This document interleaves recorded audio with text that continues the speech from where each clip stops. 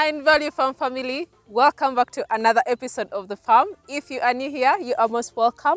Please consider subscribing if you haven't already, and also turn your notification bells not to miss out on any episodes on this channel. And of course, to all our returning subscribers, thank you so much. We really appreciate you guys so much. Thank you for being part of the family, and thank you so much for being on the journey at Value Farm. We really appreciate you guys so much. Well, today is a beautiful morning. We are back at the farm and I'm here with my co-director. It is bright. The sun is just on us. It is so beautiful. Just say hello to them and also introduce yourself. Well, hello everybody. My name is Grafton, also known as Gregory. And I have to tell you guys, I know we say this all the time. It's truly a glorious day to be at the farm. And, you know, this morning, actually I've been thinking about this over the last few days. Because again, this comes from the comments that you guys leave, the phone calls that we get, just reading what you guys write here. We do pay attention. We do try to take everything into consideration. And what actually stuck with me over the last few days since the last up video that we uploaded is a lot of you guys are wondering, when you do start your farm, how do you transition? How do you manage that whole situation? Well, number one, I know we always tell you guys, when you start your farm, when you start on your journey, you need to have a plan. Yeah. Well, what does that plan entail? What do you need to have in a business plan? How should you formulate your business plan? And what are the steps that you need to take? Number one, you need to decide the type of farming you want to do. You want to do. Right? But even before you start thinking about how many animals you need to examine your financial standing. Yeah, right? that is so true. Whether you're going to have the capital from your accounts, from your savings, whether you're going to crowdsource that fund from your family, you know, whether you actually been saving it and have it in your retirement account. So when you determine how much money you have, that will then determine how large of a space you can purchase. And then, of course, we tell you guys, especially if you want to get into piggery, you want to do something similar to what we're doing. And we really, truly appreciate the fact that you guys use us as a guiding line, right? As a way to actually help you guys along your journey, because it can be scary when you're first starting. Yeah, that is so true. So the first thing you want to do, number one, how much money do you have? If you don't have it, how much money can you realistically raise, right? And we always tell people, when you set your plan, you want to have your short-term plan. Something like, you're like, okay, you know what? Within the next 3 months, I want to save at least 2 million shillings or 3 million shillings, right? For those of you between $150 to $300. That's something that you know you have a job, you're gainfully employed, you have a source of income, you know how much money you get paid every month, how much money you can set aside. Yeah. That financial part of your plan is set. Then you want to have your medium-term plans, right? Well, what happened when you attain the attainable short-term goal? Then, you know, you move the goalposts, right? That's the plan. You can't really see it today, but you know it's around the corner for tomorrow. True. So then when you get your initial capital, then now, when that's been reached, you can then move into step 2. Okay, now I have the first batch of money. Second step is, where am I going to put the farm? Where you determine to buy land, that's going to also determine how much money you're going to need overall, right? Yeah. Because you can't save 3 million shillings and think you're going to open your farm in Kampala. You can't. If you want to have a homestead in Kololo, you might need at least a $500 million shillings or more. Yeah, right? that is so true. To get a 50 by 100. So you have to be realistic. You have to identify where you want to be, the area you want to be in, the price of the properties in your area. And of course, you want to get out and speak to your neighbors. And once you have those basic covered, your homework is only a quarter of the way done, because then you need to determine, based on your capital, the type of animals you want to rear, whether or not you want to just grow crops, or if you want to actually do the combination or a full-term mixed farm like we have. Yeah. And that will be the initial guidance for you to start, right? Yeah. So as we continue to walk on this journey, do you want to add anything on this part? Yeah, talking about looking for land. Guys, you need to be very careful when you're looking for land out there. Then you start looking for people who are going to help you look for this land. Then maybe you look out for brokers. Guys, you have to be very careful with the brokers. We've talked about this before when we said, if you're going to buy land, first go to the area that you're interested in buying or purchasing land, but also talk to the LOC one. the LOC1 from that area. Most of them know the owners of the land. They know the titles, whether the land is titled or not. So at least make sure you've talked to the LOC1 or LOC2 or even LOC5 of the area. Then after that, you also talk to the locals to find out whether the land is still free, whether it's already sold out, because... There's a word I've learned, sorry to interrupt you. No, it's okay. Wrangles, right? I never even heard of that term until I came to Uganda. Because like what she just said is so important, because let me tell you guys, there's another term I never heard until I came to Uganda. Okay. When someone purchases air. What does that mean, right? You're thinking you're dealing with the actual owner of the property. You know, sometimes these brokers will stage. True. You know, they'll bring in someone pretending to be the owner of the land. So you have to speak to the LC1. You have to speak to your neighbors. Yeah. I think that was the best thing we did. I can share with you guys this one specific close call that we had. When we first started looking for land, we were still in Lurero. And we met with an agent, which we thought could be trusted. And then this agent brought us to a surveyor who was also, quote unquote, entrusted to be the person to sell land on behalf of the family. So I'm thinking this person has a power of attorney. Everything is legit. Mind you guys, I'm from the US. I have a real estate investment background. The way we do business there is not how business is done over here. So now we saw the land. We both fell in love.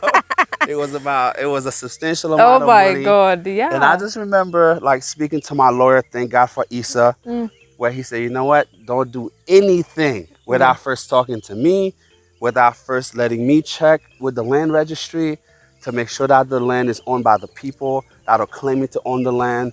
We need IDs, we need everything. So long story short, the surveyor and the agent was putting so much pressure on my co-director here. Wow, you guys seen the land, you've been to the place, so many people want to buy it. And at some point I was this close to parting with about 200 million shillings. But then I remember what my great lawyer has, you know, advised us to do.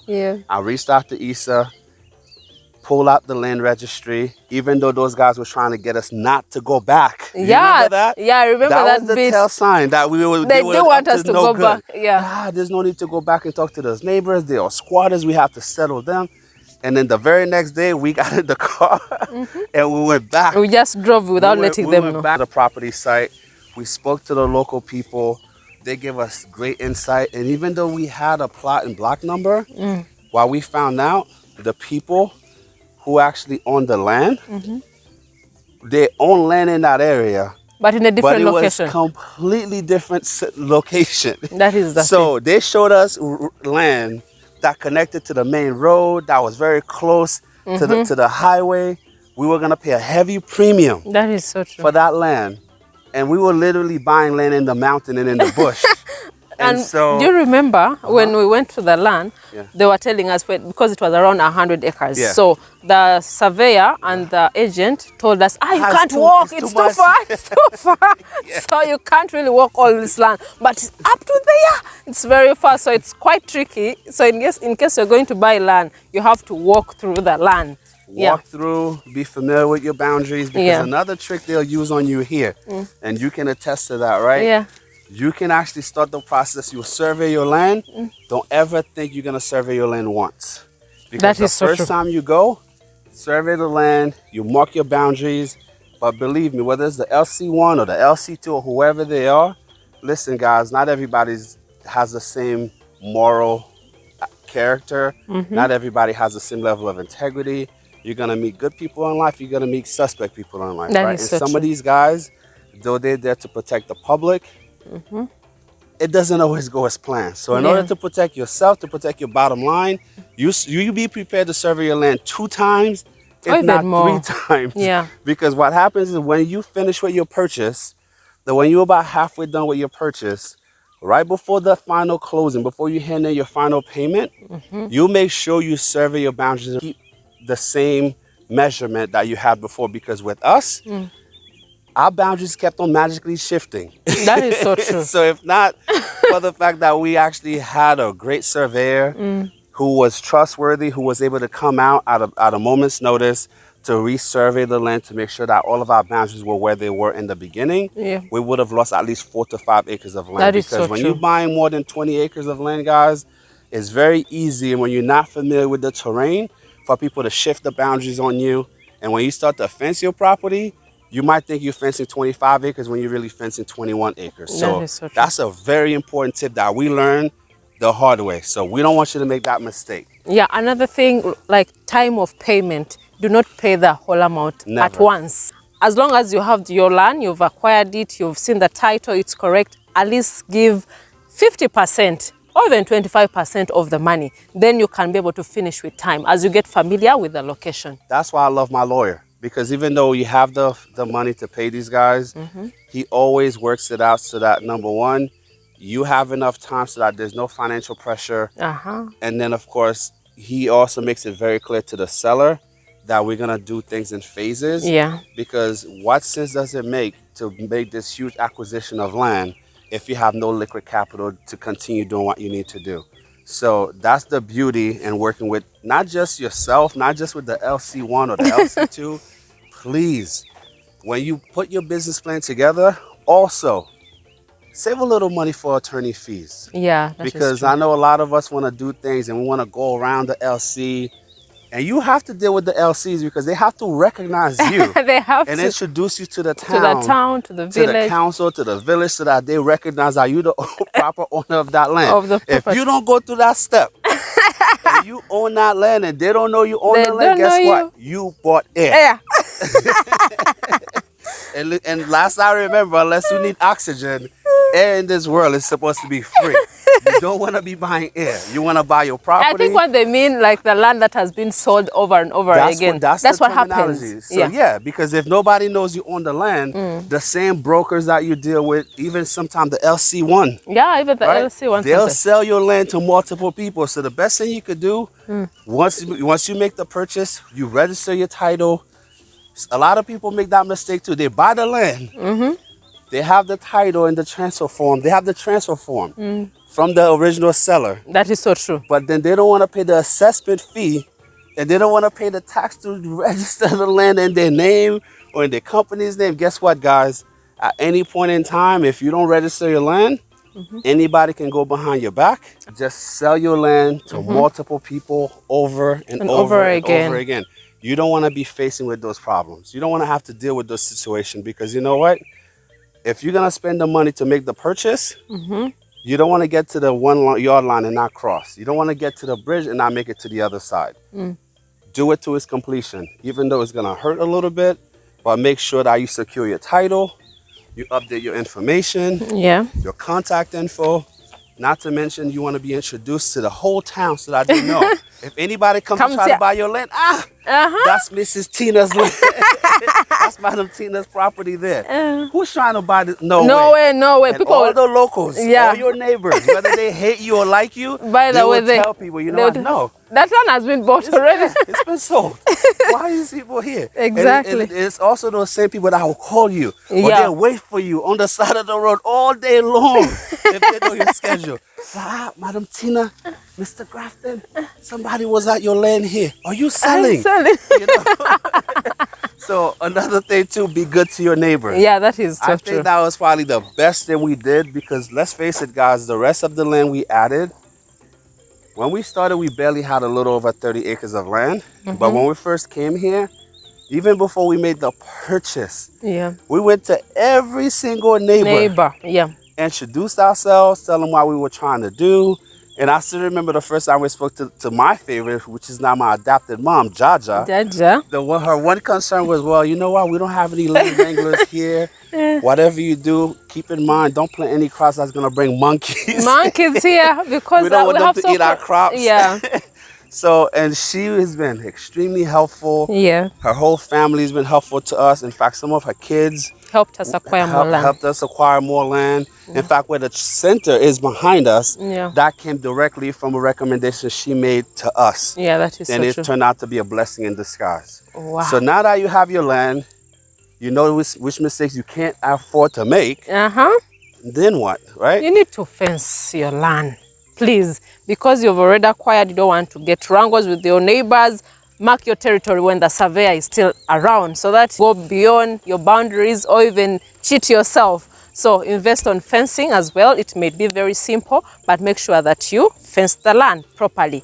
Then another thing that I wanted to also maybe share with you guys is about if you have land that has maybe small feeder roads inside it, you always need to create road for people to pass, because that is also going to bring conflicts in the society. Most people will be like, oh, she has fenced off, she has blocked us from passing through the land. So what you have to do, you have to be very considerate in case you want to really have peace with the people in the community. So you have to create space for them to pass maybe outside your fence. That is another tip that most people really forget, and you get, you know, conflicts with people, which you should really avoid. That's true, because we made that mistake initially. Yeah. Dealing with a suspect, LC1. He gave, you know what it was? He never thought we were going to ever actually fence the property, but we did. And for years, a lot of people used to trespass. They used the property that we have now as a shortcut to get to their gardens other side. or the other side of the farm. So when we started fencing, we had a lot of, I would say, a lot of unhappy neighbors. But we were innocent. And we didn't explained know. that. And then, you know, it took a little doing, but we finally got over that hurdle. But you do not want to make that mistake. That Luckily is so for us, we work and live around really good people. You might be in a situation where those neighbors are not as kind and as understanding as the one that we happen to be neighbors with. So please try to avoid that mistake. But the number one thing I would say, if you, by the time you get to this step, then you're ready to start. You're ready to start. Right? You're ready to start. Now, granted, that's if you want to do commercial. Yeah. If you want to start on a small scale, as we always tell you guys, you start can start small, you think big. You can start from your mother's backyard. You can start in your backyard. You can get 1 to 2 goats in your compound if they allow it, right? Yeah. But if you want to think about doing commercial, where you want to use farming as a way to sustain your family, and you want to be able to leave your 9 to 5 or 8 to 6, whatever you call it, these are the necessary steps. So by the time you get here, that's when you should be looking at exactly the type of animals you want to rear, the type of husbandry you want to practice. True. And by the time you get to this point, this is such a valid point, and I cannot stress this enough. Which one? You don't want to spend money on land. You don't want to spend money on your lawyer. You don't want to spend all this money surveying your property, protecting your property, only to get to that point and decide to go cheap. So by the time you reach this point, you want to be able to afford the absolute best breed. Do not make the mistake most people make. Forget quantity. A lot of you guys want to start your piggery business. You think you need to get 20 piglets. You need to get 30. You need to get 10. You could start with 4. You could start with 2. But let those 2 initial parenting stock be the best ones you can afford. That is because the last thing you want to do is you already planted your garden ready for your animals to add for additional feeds. And then you want to then spend 50,000 shillings to 100,000 shillings buying piglets. For the piglets. We get so many people that reach out to us saying, Madam Tina, Mr. Grafton, hey, I've been feeding these pigs for the past 6 months, but they're not growing. They're not growing. What should I do? I don't want to get calls like that. What should we do? We're stuck. We're following your feeding program, but we always tell you guys, cheap is very, very expensive. So if you're going to go this far, you want to make sure you have good genetics to start with. So invest in the proper breeds, find reputable breeders, and then that will give you a really good, clear runway for you to take your business from point A to point B. And it's going to be very, very smooth. It's going to be a much smoother transition than if you start wrong. Because guess what? If you start with the wrong genetics, it's going to spoil the whole... You're going to have a bad taste in your mouth. Yeah, that is the level of motivation you're starting with today might not be here because you're not going to reap the rewards that you're going to work so hard to try to achieve and not get to that happy place. Yeah, that is so true. What do you think? That is so true. Then also structures. Of I know course. most of you really thought we were really wasting a lot of time constructing the goat house, constructing all these.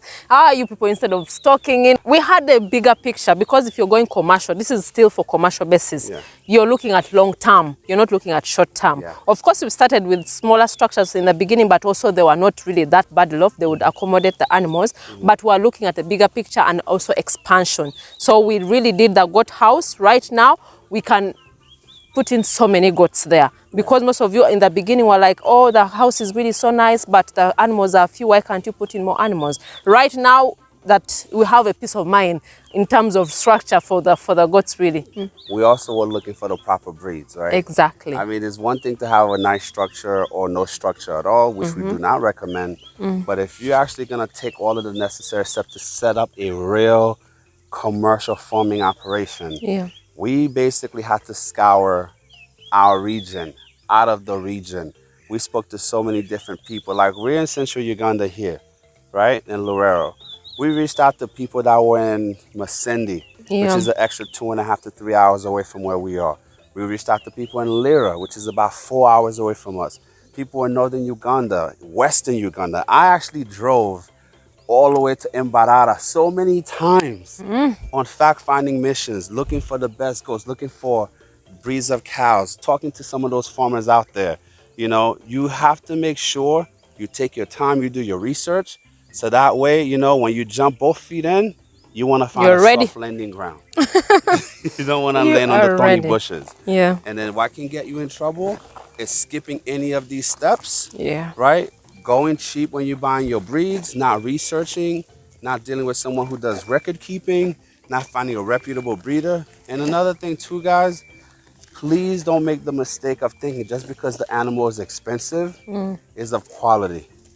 You make sure you research and you talk to experienced farmers who's in your field. Even people that are quote unquote supposed to be your competitors in your area, you talk to them. You go Yeah. visit their farm. And if they need you to give them a consultation fee, that's fine. It's okay. Even with us, when we were first looking to buy ducks here, we actually spoke to someone who had a duck farm and he wanted 500,000 shillings just For to talk to us consultation, yeah. for a 30-minute phone call. But guess what? We paid it. We paid it And the because we information he wanted. provided, it was definitely worth it, because at the end of the day, we're far better off now Yeah. than going in blind, right? That is So so true. we understand the economy is not the best. You know, COVID has definitely put a damper on a lot of our pockets, a lot of the businesses. And we also understand now with food prices skyrocketing, Yeah. everybody's in a financial pinch because of this crazy war that's taking place. You need to be able to feed your family. Whether you decide to do this for commercial reason or for your personal reason, farming is the best thing you can do, Yeah. in my opinion, because you know what? Prices of gas and oil will go up and down, but when it comes to prices of food, it's also going to fluctuate. Yeah, that But is there's true. nothing better to know. No matter how high the prices go, we have enough goats here to sustain not just us, Yeah. but everybody around Everyone us in the this community. area. You Yeah. understand? And also the country at large. Well, that's the goal, right? We all want to do our part to be able to help across the country that we live in, and of course our neighbors, right? That is so But true. we can't do it alone. We need more farmers like you, Exactly. young farmers, old farmers, intermediate farmers. If you've been on the fence, we need you to get on the ride with us, and let's continue to work together as a unit, collectively. You know, we here for advice. We here for you guys to come here for training. When the center's open, I think it's just the best profession to be in, you know? Yeah. And you speaking to a reformed banker. I spent 15 years of my life in a In very banking. fancy office, AC. Look at me, I'm sweating Wearing like a suits. hog, right? You know what? I like, one time I'm gonna use one of my thumbnails from when I used to wear my suits to go to Wall Street. But you know what? I would not trade what I'm doing right now for any amount of money. Yeah. You know, because this is noble work. And it's not anything dirty. I'm not in this profession because I'm uneducated, nor is she. Yeah. We made the decision to actually be a part of the solution versus just complaining about the problems. The problems all the So, time. What I else? think that is really so good. You really told them facts, because us coming here, you might be wondering, why do we have to come here and talk to you guys every time? We are inspiring. We want to motivate all of you guys to really start something that is going to benefit everyone in society, because this is a field that most people have been neglecting for a long time. Overlooked. Yeah, they really think it is for the low class or people who are not educated. We're educated, so come on, you can also do it at your farm. And of course, we've got feedback from many of you who are really motivated to start off. Even people in the diaspora, they're thinking of coming back home to purchase land and do farming. Please come back home. It is time. Buy your land, set a plan, so that when you come on the ground, things just move on. And again, guys, I know when you hear purchase land, there are options. If you can't purchase, if leasing is the best you can do, you can lease. Because you know what? Where we are, there are tons of people who have so much land, they don't even know what to do with it. They cannot even afford to cultivate the land that they currently sit on. If you approach your neighbors the right way, you come with a plan, you let your neighbor who probably have like 100 acres of land, but they're only using 5, and you work out whatever agreement, it's very easy for you guys to find land to lease. And then once you have that lease, you know, again, that's your first step, right? But don't be intimidated by that fact. And if you do want to purchase your land, it's okay if you start out by buying a 1/4 acre or 50 by 100. You just need a place to call your own and to start. That is so Because true. when you start, you can very quickly expand. And I remember when we were looking for land here, and I wanted to at least have at least 40 plus acres, because we wanted to free range our animals. We didn't want to let them go outside of our boundary for security purposes. And I remember my lawyer kept on telling me the same thing. You don't worry. Even if it's 10 acres, you purchase. Yeah. And your neighbors, when they see that you're serious, they're going to come to you. They're going to sell you more land. More land. And he could not have been more correct, because every Seriously. week, that's what happens. When people, they know we're here, we have a farm, we're building something great for the community, they always come to us first and say, hey, I have an acre here, I have 3 acres there. You know, before I sell to anybody else, you know, are you interested? But that would not have been possible if we didn't start here first. Yeah, that is such. So the advice for you guys, do not worry.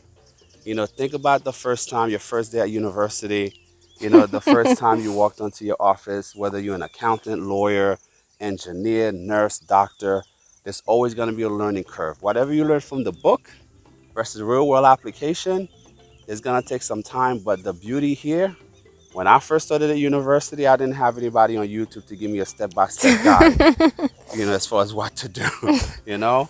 And so you guys have us. Yeah. There are millions of channels out there and other resources. Make the best of it. Like one of my personal favorite channels is Dexter's World. Yeah. He's one of my favorite.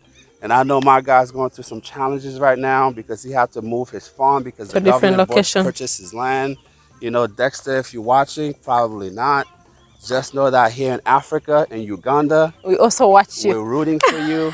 We know you're going to come out on top.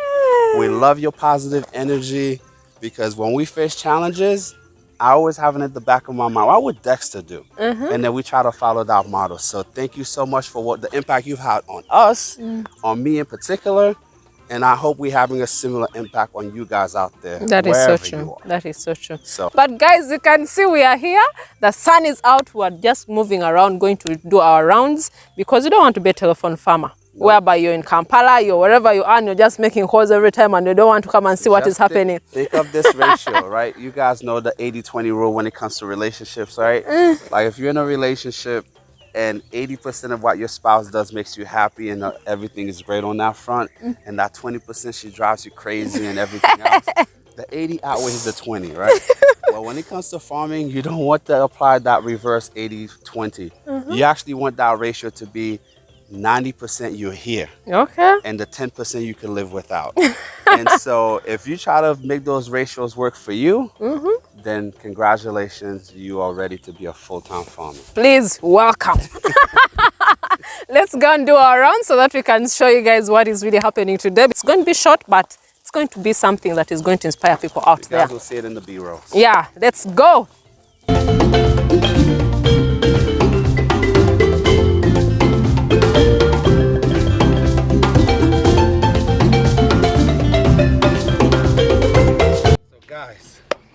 we're back again here.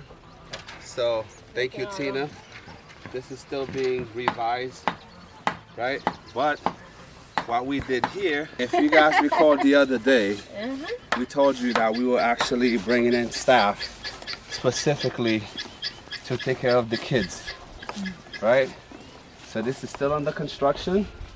This is an outdoor platform for the kids, right? So that way, in the morning, those that are too young to go grazing with their moms, with the herd, we keep them behind. Those are the newborns. Those are the ones that are, you know, whether they're a few days old or a few weeks old before they make that 2.5 to 3 month time frame. We keep them here with their moms. They first get their milk. Then we also start to introduce them to grass, right? But then we also took the extra step to weed this whole area. What does that mean? We remove all live grass that's in this section so that they're not eating anything close to the ground, right? So that they don't contract any additional parasites. So they here, they have their little platform to get them off the ground. Yeah, it is amazing. It's just a quick update, guys. When it's officially done and the kids are here, we shall bring you back We'll show so you that you guys. can see what is really happening. But this is what it is.